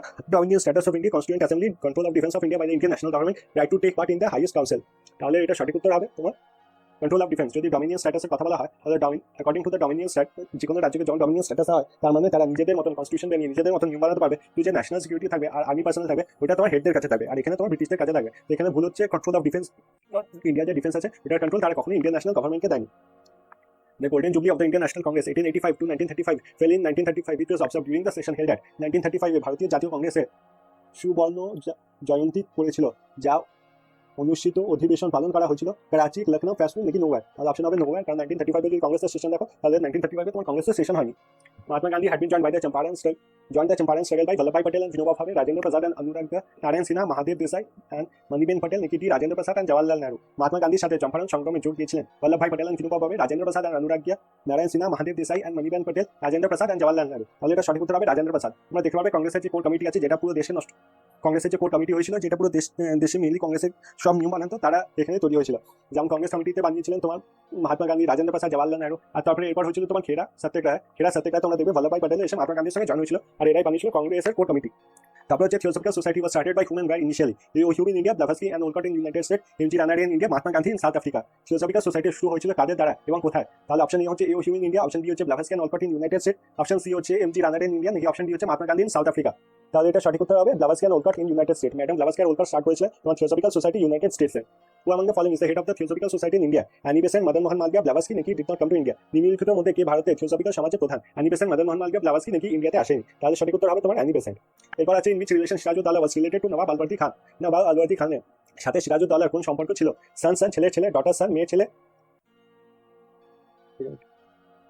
সান মানে ছেলে ছেলে, ডটার সান মানে মেয়ের ছেলে, ব্রাদার সান মানে ভাইয়ের ছেলে, নান অফ দিস এর মধ্যে কোনোটাই নয়। তাহলে তোমার সঠিক উত্তর হবে ডটার সান। যদি আলবর্দি খানের কথা বলা হয় তাহলে অন্য কোনো ছেলে ছিল না, আর তিনজন মেয়ে ছিল, তিনজন মেয়ের মধ্যে একজন মেয়ে ছেলে ছিল সিরাজউদ্দৌলা, তাহলে এখানে হবে তোমার ডটার সান। তারপরে হচ্ছে who was the first president of all India Muslim League? Option A হচ্ছে নবাব সালিমুল্লাহ খান, অপশন বি হচ্ছে খাজা আব্দুল ঘনি, অপশন সি হচ্ছে এম শমশির আলী, নাকি অপশন ডি আগা খান 3? সর্বভারতীয় মুসলিম লীগের প্রথম রাষ্ট্রপতি কে ছিলেন? অপশন এ হচ্ছে নবাব সালিমুল্লাহ খান, অপশন বি হচ্ছে খাজা আব্দুল ঘনি, অপশন সি হচ্ছে এম শমশির আলী, কি অপশন ডি হচ্ছে আগা খান 3? তাহলে যদি মুসলিম লীগের কথা বলা হয় তাহলে মুসলিম লীগের প্রথম সেশন হচ্ছিল 1907 করাচিতে। এটা প্রেসিডেন্ট ছিলেন তোমার আদমজি পীর ভাই। এর মধ্যে কোনো অপশনটাই ঠিক না, সঠিক উত্তর হচ্ছে আদমজি পীর ভাই, যিনি 1907 করাচিতে মুসলিম লীগে অল ইন্ডিয়া মুসলিম লীগের প্রথম প্রেসিডেন্ট হয়েছিলেন। At which of the following session of Congress the resolution of পূর্ণ স্বরাজ ওয়াজ পাসড? বম্বে, লখনৌ, লাহোর নাকি করাচি? কংগ্রেস নিম্নলিখিত কোন অধিবেশনে পূর্ণ স্বরাজের রেজলিউশন পাস করা হয়েছিল? বম্বে, লখনৌ, লাহোর নাকি করাচি? এটা সঠিক উত্তর হবে লাহোর। যদি পূর্ণ স্বরাজের রেজলিউশনের কথা বলা হয় তাহলে এটা লিখেছিলেন তোমার মহাত্মা গান্ধী, আর এটা রেজলিউশনটা পড়েছিলেন তোমার Jawaharlal Nehru. Which governor general abolish Sati system in India? কোন গভর্নর জেনারেল ভারতের সতী ব্যবস্থা বাতিল করেছিলেন? Lord Canning, Lord Ripon, Lord William Bentinck নাকি লর্ড ডালহৌসি? তাহলে বাতিল করেছেন লর্ড উইলিয়াম বেন্টিক। তোমরা টিক দিয়ে মনে রাখতে পারো যে সঠিক কাজ করেছিল। তারপরে হচ্ছে who started the Sharada society in Bombay? বম্বেতে শারদা সদন শুরু করেন কে? Option A Ramabai Saraswati, option B Sarala Devi Chaudhurani, option C lord Edwin Montagu, নাকি অপশন ডি দরহতি জিঙ্গারাজদা? তাহলে এটা সঠিক উত্তর হবে রামাবাই সরস্বতী। যে শারদা সদন ছিল ওখানে তোমার ভিডিওসে যারা ভিডিও ছিল তাদের জন্য একটা ঘর বানানো হয়েছিল। এটা পরের কোয়েশ্চেনটা দেখে নেবো, which among the following statement is not correct? নিম্নলিখিত বিবৃতিগুলির মধ্যে কোনটি সঠিক নয়? British army was defeated in the first অ্যাংলো-মাইসোর war. Option B the second অ্যাংলো-মাইসোর war was concluded by the treaty of এডেগাম। Option C Haider Ali died in the second অ্যাংলো-মাইসোর war, নাকি option D third অ্যাংলো-মাইসোর war led to the treaty of Seringapatam. এর আগে এই আনসারটা দেওয়ার আগে প্রথমে অ্যাংলো-মাইসোর war যেটা আছে ওটা নিয়ে ভালোভাবে বুঝবি। যদি অ্যাংলো-মাইসোর ওয়ার কথা বলা হয় তাহলে অ্যাংলো-মাইসোর ওয়ার যেটা হচ্ছে, অ্যাংলো-মাইসোর ওয়ার টোটাল তোমার 4টে হয়েছিল। এটা তোমার অ্যাংলো-মাইসোর ওয়ার মেনলি হয়েছিল তোমার ব্রিটিশদের বিরুদ্ধে। প্রথম যে অ্যাংলো-মাইসোর ওয়ার হয়েছিল ওটাতে ব্রিটিশরা যারা ছিল তারা তোমার মারাঠা নিজামদের ভড়কানোর চেষ্টা করেছিল তোমার হায়দার আলীর বিরুদ্ধে। হায়দার আলী খুব বুদ্ধিমান ছিলেন আর খুব এবেল কমান্ডার ছিলেন। তো হায়দার আলী পরে কনভিন্স করে দিয়েছিলেন নিজাম আর মারাঠাদের যে ব্রিটিশ হচ্ছে বাইরের পাওয়ার, তাদের কথা কখনোই শোনা উচিত না। তো প্রথম যে অ্যাংলো মারাঠা ওয়ার ছিল ওটাতে তোমার হায়দার আলী জয় পেয়েছিলেন, হায়দার আলী জিতে গেছিলেন। সেকেন্ড যে অ্যাংলো মারাঠা ওয়ার হয়েছিল ওখানে তোমার যে ব্রিটিশরা আছে তারা কোনোভাবে আবার হায়দার আলীর সঙ্গে লড়াই স্টার্ট করেছিলেন, কারণ তারা বেশিরভাগ যে চুক্তি লাগিয়েছিল হায়দার আলী তাদের উপরে, ওগুলো তারা মানতেন না। প্রথম অ্যাংলো মাইসোর ওয়ার হারার পর হায়দার আলী যে নিয়মগুলো বানিয়েছিলেন ওগুলো বেশিরভাগ তারা কোনো নিয়মই মানতেন না। তাই জন্য হয়েছিল তোমার সেকেন্ড অ্যাংলো মাইসোর ওয়ার। আর সেকেন্ড অ্যাংলো মাইসোর ওয়ারে তোমার যে হায়দার আলী আছে তিনি মারা যান, আর তারপরে তার ছেলে টিপু সুলতান ওই লড়াইটা কন্টিনিউ করে। এটাতে না ইংরেজ যেতে না টিপু সুলতান যেতে, এটা তোমার মিডিলে শেষ হয়। এটার জন্য সাইন হয়েছিল তোমার treaty of Bangalore. Second Anglo Mysore war শেষ হওয়ার জন্য সাইন করা হয়েছিল তোমার ট্রিটি অফ ব্যাঙ্গালোর। তারপরে হয়েছিল তোমার থার্ড অ্যাংলো মাইসোর ওয়ার। আবার এখানে গিয়ে ব্রিটিশরা তোমার মারাঠা নিজামদের কনভিন্স করেছিল যে টিপু সুলতানের যদি পাওয়ার হয়ে যায় তাহলে তাদের ক্ষতি হবে, আর এটাও প্রমিস করেছিল যে লড়াই যখন শেষ হবে তখন ব্রিটিশ জিতে যাওয়ার পরে তাদেরকে জমিন দেবে। তাই জন্য তোমার হায়দার আলী টিপু সুলতান এই লড়াইতে বাজেভাবে হেরে গেছিল। টিপু সুলতানের বেশিরভাগ যে জমিন জায়গা আছে ওগুলো তোমার ব্রিটিশরা নিয়ে নিয়েছিল। এই জন্য হয়েছিল তোমার fourth Anglo Mysore war. Fourth Anglo Mysore war যখন টিপু সুলতান থেকে সবকিছু নিয়ে নেওয়া হয়েছিল, তারপর চেষ্টা করা হয়েছিল টিপু সুলতানের স্টেটের উপরে লাগানো হবে তোমার সাবসিডিয়ারি অ্যালায়েন্স। যখন উনি এটার বিরুদ্ধে লড়াই করতে চেয়েছিলেন তখন হয়েছিল তোমার ফোর্থ অ্যাংলো মাইসোর ওয়ার। এখানে তোমার টিপু সুলতান মারা যান। এখানে এগুলো দেখি ব্রিটিশ আর্মি ওয়াজ ডিফিটেড, এটা একদম সঠিক। হায়দার আলী ডাইড, এটাও সঠিক। Third Anglo Mysore war led to the treaty of Seringapatam. হ্যাঁ, থার্ড অ্যাংলো মাইসোর ওয়ার যে শেষ হয়েছিল যেখানে টিপু সুলতানকে যে প্রায় সবকিছু দিয়ে দিতে হয়েছিল ব্রিটিশকে, এটার জন্য সাইন হয়েছিল তোমার ট্রিটি অফ সেরিঙ্গাপটম। এখানে ভুল উত্তর হচ্ছে the second Anglo Mysore war was concluded by treaty of Wadgaon. Wadgaon হবে না, এখানে ম্যাঙ্গালোর হবে। তো সঠিক এখানে অপশন বি। তারপরে কোয়েশ্চেন হচ্ছে who among the following founded the National Herald. নিম্নলিখিতগুলির মধ্যে ন্যাশনাল হেরাল্ড কে প্রতিষ্ঠিত করেন? অপশন এ হচ্ছে বাল গঙ্গাধর তিলক, অপশন বি হচ্ছে মহাত্মা গান্ধী, অপশন সি হচ্ছে জওয়াহরলাল নেহরু, কি অপশন ডি ইন্দিরা গান্ধী। তাহলে এটা সঠিক উত্তর হবে জওয়াহরলাল নেহরু। যদি বাল গঙ্গাধর তিলকের কথা বলা হয়, বাল গঙ্গাধর তিলক দুটো নিউজ পেপার বার করতেন, একটা ছিল মারাঠা আর একটা ছিল তার নিউজ পেপার যার নাম ছিল কেসরি। যদি এখানে মহাত্মা গান্ধীর কথা বলা হয় তাহলে মহাত্মা গান্ধী নিউজ পেপার বার করতেন সাউথ আফ্রিকাতে, যার নাম ছিল ইন্ডিয়ান ওপিনিয়ন। ইন্ডিয়াতে এসে তিনি বার করেছিলেন নিউ ইন্ডিয়া আর রিজন নিউজ পেপার। তারপরে কোয়েশ্চেনটা দেখে নেবো, in which year black hole tragedy happen in Calcutta. কলকাতায় কোন বছরে ব্ল্যাক হোল ট্র্যাজেডি ঘটেছিল? 1755, 1756, 1757 নাকি নান অফ দিস, এর মধ্যে কোনোটা না। তাহলে তোমার সঠিক উত্তর হবে 1756। তুমি যেমন দেখেছো ব্রিটিশ কখনই কোনো নিয়ম মানতো না, আর যখন ফোর্ট উইলিয়াম তারা বানানো স্টার্ট করে তখন এটা সিরাজউদ্দৌলার পছন্দ হয় না। তাই জন্য সিরাজউদ্দৌলা এটা নিয়ম বানায় যে ব্রিটিশরা যেন ওই ফোর্ট বানানো বন্ধ করে দেয়। ব্রিটিশরা তাদের কথা শোনেনি, তাই জন্য সিরাজউদ্দৌলা নিজে পুরো আর্মি নিয়ে অ্যাটাক করে দিয়েছিল ব্রিটিশের উপরে। এটাতে ব্রিটিশদের বাজেভাবে হারিয়ে দেওয়া হয়েছিল, আর যে ব্রিটিশ অফিসিয়ালরা ছিল তাদেরকে ধরে একটা ঘরে বন্ধ করে দেওয়া হয়েছিল। প্রায় 120 জন অফিসিয়ালকে একটা ঘরে বন্ধ করে দেওয়া হয়েছিল। আর সকালে যখন খোলা হয়েছিল এই গেটটা তখন 20 জনের মতন বেঁচে ছিলেন, আর বাকি সবাই বন্ধ রুমে থেকে মারা গেছিলেন। এই বন্ধ রুমে থাকাটাকে বলা হয় তোমার ব্ল্যাক হোল ট্র্যাজেডি। তারপরে কোয়েশ্চেনটা দেখে নেবো, who was the general of the English army who caused defeat of anti-English force in the Battle of Buxar ending in 1765 AD? Carnac, Clive, Hector Munro নাকি নান অফ দিস। 1765 খ্রিস্টাব্দে বাক্সারের যুদ্ধে ইংরেজের বিরোধী বাহিনী পরাজয় কারণ হিসাবে ইংরেজের সেনাবাহিনী জেনারেল কে ছিলেন? তাহলে তোমার অপশন হবে হেক্টর মুন্ডো। তোমরা এখানে দেখলে ব্ল্যাক হোল ট্র্যাজেডি, এরপর ইংলিশরা বুঝতে পারলো যে সিরাজউদ্দৌলার সঙ্গে যদি তারা ডাইরেক্ট ক্লাশ হয় কখনোই জিততে পারবেন। তাই জন্য তার ভিতরে যত লোক ছিল তাদেরকে ব্রিটিশ সাকার করতে লাগলো, আর সিরাজউদ্দৌলার বিরুদ্ধে ভড়কাতে লাগলো। যখন তোমার ব্যাটেল অফ পলাসি হয়েছিল তখন একদিকে ছিল সিরাজউদ্দৌলা, আরেকদিকে ছিল তোমার ইংলিশ। লড়াইয়ের দিন একদম যখন লড়াই স্টার্ট হবে তখন তোমার যে আর্মি জেনারেল ছিল সিরাজউদ্দৌলা, মীর জাফর লড়াই করাতে মানা করে দিয়েছিল, আর এটার জন্য ব্রিটিশরা খুব ইজিলি জিততে পেরেছিল। মীর জাফরকে এই জন্য পরের দিকে যখন সিরাজউদ্দৌলা সরে গেছিলেন তখন মীর জাফরকে রাজা বানিয়ে দেওয়া হয়েছিল, আর মীর জাফর শুধুমাত্র নামমাত্র রাজা ছিল, আর সব কন্ট্রোলই ব্রিটিশদের হাতে ছিল। মীর জাফরের যে জামাই আছে তার নাম ছিল মীর কাসিম। মীর কাসিম এটা বুঝতে পারে আর ব্রিটিশদের কনফিউজ করে যে মীর জাফর যত তার প্রফিট দিচ্ছে, ব্রিটিশদের প্রফিট দিচ্ছে, তার থেকে বেশি প্রফিট এনে দেবে মীর কাসিম। তাই জন্য তোমার মীর জাফরকে সরিয়ে মীর কাসিমকে রাজা বানিয়ে দেওয়া হয়েছিল। মীর কাসিম রাজা বানানোর পর যতজন সিরাজউদ্দৌলাকে বিক্রি করেছিল তাদেরকে এক এক করে মারতে স্টার্ট করে, কারণ একবার যে একটা রাজাকে বিক্রি করেছে হতেই পারে সে অন্য রাজাকে বিক্রি করে। আর যে ব্রিটিশদের যত পাওয়ার ছিল ইন্ডিয়াতে সেগুলো সে আরো কম করতে স্টার্ট করে। এই জন্য ব্রিটিশরা আবার মীর কাসিমকে সরিয়ে দিয়ে মীর জাফরকে রাজা বানিয়ে দেয়। এই জন্য মীর কাসিম খুব রেগে যায় আর ও চলে যায় তোমার আওয়াদের রাজা থেকে সে হেল্প নেয়, আর আওয়াদের রাজা আর উনি দুজনে মিলে চলে যায় মুঘল রাজাদের কাছে। মুঘলের তখন রাজা ছিলেন শাহ আলম টু। আওয়াদের রাজা মীর কাসিম তিনজনে পাওয়ার মিলে গিয়ে ব্রিটিশদের বিরুদ্ধে যুদ্ধ করা স্টার্ট করে। বিরুদ্ধে যে লড়াইটা হয় ওটাকে বলা হয় তোমার ব্যাটেল অফ বাক্সার। ব্রিটিশ আর এই তিনজনের আর্মি যে লড়াইটা হয় ওটাকে বলা হয় battle of Buxar. Battle of বাক্সারে তোমার ব্রিটিশরা জয় পায়, আর ওটা জেনারেল ছিলেন তোমার হেক্টর মুন্ডো। তারপরে তোমার ব্রিটিশদের মেইন পাওয়ার স্টার্ট হয় ইন্ডিয়াতে, কারণ তোমরা জানো যে ব্যাটেল অফ পলাসি ওটা চিটিং করে জিতেছিল, এমনি নর্মালি জিততে পারেনি, কিন্তু হেক্টর মুন্ডো যে লড়াইটা জিতেছিলেন ওটা তোমার ভালোভাবে জিতেছিলেন, আর ব্রিটিশদের পুরো ইন্ডিয়াতে তখন ভালোভাবে পাওয়ার এস্টাবলিশ হয়ে গেছিল। Who was the head of the English administration of Bengal when the Supreme Court of Calcutta was set up? Option A Robert Clive, Warren Hastings, lord Cornwallis নাকি none of this. Kolkata supreme court প্রতিষ্ঠিত হওয়ার সময় বাংলা ইংরেজি প্রশাসনের প্রধান কি ছিলেন? Robert Clive, Warren Hastings, lord Cornwallis নাকি নান অফ দিস। তাহলে তোমার সঠিক উত্তর হবে ওয়ারেন হেস্টিংস। ওয়ারেন হেস্টিংসের সময় সুপ্রিম কোর্ট এস্টাবলিশ করা হয়েছিল, আর তখন সবাই ভেবেছিল যে ব্রিটিশরা ইংরেজদের নিয়ে চিন্তা করে আর তারা লয়ার সিস্টেমে বিলিভ করে। এই জন্য তোমার নন্দ কুমার তোমার সুপ্রিম কোর্টে গিয়ে ওয়ারেন হেস্টিংসের বিরুদ্ধে কমপ্লেন করে যে ওয়ারেন হেস্টিংস ব্রাইব নিয়েছিল জমিদার থেকে যাতে ফার্মারদের যে কষ্ট হয় সেটা যেন সে ইগনোর করে। তখন নন্দ কুমারের কোনো কথা মানা হয়নি সুপ্রিম কোর্টে, আর তাকে ফাঁসির শাস্তি দেওয়া হয়। নন্দ কুমারের যে মৃত্যু ছিল ওটাকে ইন্ডিয়াতে প্রথম জুডিশিয়াল মার্ডার বলা হয়েছিল। প্রথম জুডিশিয়াল মার্ডার এখানে এই জন্য বলা হয়েছিল কারণ যে প্রথম জুডিশিয়াল মার্ডার এই জন্যই বলা হয়েছিল কারণ আজ জুডিশিয়ারি সিস্টেম ওনাকে মেরে দেওয়া হয়েছিল, আর এটা কোনো অন্যভাবে গুলি মেরে মারা হয়নি। এইটাতে ইন্ডিয়ানসরা ভালোভাবে বুঝতে পেরেছিল যে ব্রিটিশরা কোনোভাবে বা কোনোদিনই তাদের কথা মানবে না। তারপরে কোয়েশ্চেনটা, after the commencement of the Government of India Act 1858, what name was given to the British Governor General of India? Bharat সরকার আইন 1558 শুরু হওয়ার পর ভারতের ব্রিটিশ গভর্নর জেনারেল নাম কি ছিল? Option A governor general of India, option B governor of the state, option C viceroy of the state নাকি option D none of this. তাহলে তোমার হবে ভাইসরয় অফ দ্য স্টেট। আমরা জানি 1858 যখন চলে এলো তখন গভর্নর জেনারেল থেকে নামটা চেঞ্জ করে দেওয়া হয়েছিল ভাইসরয় অফ দ্য স্টেট। তারপরে আবার যখন 1857 আমরা ইন্ডিপেন্ডেন্স হয় তখন আবার করে দেওয়া হয় গভর্নর জেনারেল অফ ইন্ডিয়া। আর যে প্রথম গভর্নর জেনারেল ছিলেন ওটা ছিলেন তোমার লর্ড মাউন্টব্যাটেন। লর্ড মাউন্টব্যাটেন যখন গভর্নর জেনারেল হন তখন ইন্ডিয়াতে অনেক প্রোটেস্ট হয় যে ব্রিটিশরা চলে গেছে ইন্ডিয়া থেকে, তবু আমরা ব্রিটিশদের আন্ডারেই আছে এখনো, এই জন্য ওনাকে সরিয়ে দেওয়া হয়। আর লর্ড মাউন্টব্যাটেনের পর হয় শ্রী রাজগোপালজি। আর শ্রী রাজগোপালজি হচ্ছেন প্রথম ইন্ডিয়ার প্রথম গভর্নর জেনারেল যে ইন্ডিয়ান ছিল। Next question, who was the Monarch of Britain at the time of the commencement of the government of India act 1858? William four, এটা তো মনে হচ্ছে করেছি, তবু একবার দেখিনি। উইলিয়াম ফোর, ভিক্টোরিয়া এডওয়ার্ড 7 নাকি জর্জ 5? ভারত সরকার আইন 1858 শুরু হওয়ার সময় ব্রিটেনের বাদশাহ কে ছিলেন? উইলিয়াম 6, ভিক্টোরিয়া এডওয়ার্ড 7 নাকি জর্জ 5? তাহলে সঠিক উত্তর হবে ভিক্টোরিয়া। আমরা এই কোয়েশ্চনটা করে নিই এমনি কোয়েশ্চন, তোমরা দেখতে পাচ্ছ যে কোয়েশ্চন প্রায় একই থাকে, খালি একটু ঘুরিয়ে ঘুরিয়ে দেওয়া হয়। তো এখানে সঠিক উত্তর হবে কিং ছিলেন Victoria 1858 A. Who started the Indian reforms association? Narayan গুরু, স্বামী বিবেকানন্দ, কৃষ্ণস্বামী আইয়ার নাকি কেশবচন্দ্র সেন? ভারতীয় সংস্করণ সমিতি কে শুরু করেছিলেন? নারায়ণ গুরু, স্বামী বিবেকানন্দ, কৃষ্ণস্বামী আইয়ার নাকি কেশবচন্দ্র সেন? তাহলে সঠিক উত্তর হবে অপশন ডি, কেশবচন্দ্র সেন। তারপরে কোয়েশ্চন দেখে নেব, on what charge was Khudiram Bose, a boy of 18, sentenced to death on April 13, 1908? For option A, for being an active member of Anushilan Samiti, the first revolutionary organization of Bengal. Option B, for participating in Alipur conspiracy. Option C, for murdering Kennedy in Muzaffarpur. Option D, for attempting to murder Kingsford, the chief presidency magistrate at Muzaffarpur, who had ordered severe flogging to some young men for minor offences. 30 April 1908 সালে কি অভিযোগে 18 বছরের ছেলে ক্ষুদিরাম বোসকে মৃত্যুদণ্ড দেওয়া হয়েছিল? Option এ, ও অনুশীলন সমিতির একজন মেম্বার ছিল। অপশন বি, আলিপুর কনস্পিরেসি কেসে ওর নাম ছিল। অপশন সি, কেনেডি নামে একজনকে মুজাফফরপুরে মেরেছিল। অপশন ডি, কিংসফোর্ড যে ছিল chief presidency magistrate of Muzaffarpur, ও তোমার অনেকগুলো ছেলেকে বিনা কারণে তোমার শাস্তি দিয়েছিল আর তাদেরকে জেলে অনেক মারা হয়েছিল। তো তোমার সঠিক উত্তর হবে অপশন ডি। তো যদি দেখা হয় ক্ষুদিরাম বোস আর প্রফুল্ল চাকি তোমার কিংসফোর্ডকে মারতে চেয়েছিল, এই জন্য তারা প্ল্যান বানিয়েছেন যে কিংসফোর্ডের যে ক্যারেজ আছে ওটাতে তারা বোম ফেলবে আর সেটাতে তোমার কিংসফোর্ড মারা যাবে। যেদিন তারা বোম ফেলেছিল সেদিন কিংসফোর্ডের জায়গায় দুটো মহিলা সেই ক্যারেজের মধ্যে ছিল, সেই দুটো মহিলা তো মারা যায়। এরপরে ব্রিটিশ অফিসিয়ালস পুরো জায়গায় ওদের নিয়ে সার্চ করতে স্টার্ট করে, ওদের নিয়ে সারা জায়গায় পুরো বেঙ্গলে সার্চ করা স্টার্ট করে। প্রফুল্ল চাকি নিজেকে এই জন্য গুলি মেরে দিয়েছে আর পরের দিকে ক্ষুদিরাম বোসকে ধরে নেওয়া হয়েছিল আর জেলে ভরার পর তাকে শেষ অবধি ফাঁসি দেওয়া হয়েছিল। ফাঁসি দেওয়ার পর জানা গেছিল তিনি ছিলেন ইয়াংগেস্ট ইন্ডিয়ান, মানে ইন্ডিয়ান ভারতীয় অনেকে রিভোল্ট করেছিলেন কিন্তু হ্যাং করা হয়েছিল, উনি প্রথম ছিলেন রেভলিউশন। তারপরে আমরা যদি অনুশীলন সমিতির কথা বলি, অনুশীলন সমিতি একটু জায়গা হবে না, একটা নতুন স্লাইড নিতে হবে।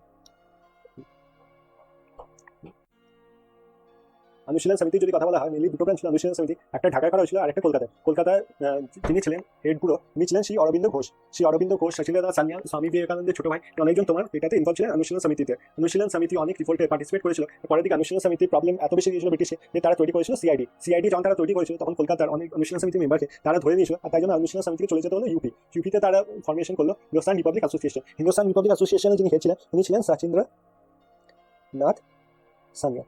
হেড ছিলেন সচিন্দ্রনাথ সান্যাল, যিনি আগে ছিলেন অনুশীলন সমিতির মেম্বার। তো হিন্দুস্তান রিপাবলিক অ্যাসোসিয়েশন তোমার একই চিন্তা ভাবনা ছিল। হিন্দুস্তান রিপাবলিক অ্যাসোসিয়েশনে যখন কাকুরি ট্রেন লুট হলো, কাকুরি ট্রেন লুটের পর অনেকজনকে তারা ব্রিটিশদের অনেক অসম্মান হয়েছিল আর তাই জন্য ব্রিটিশরা তাদেরকে ধরার জন্য উঠে পড়ে লেগেছিল।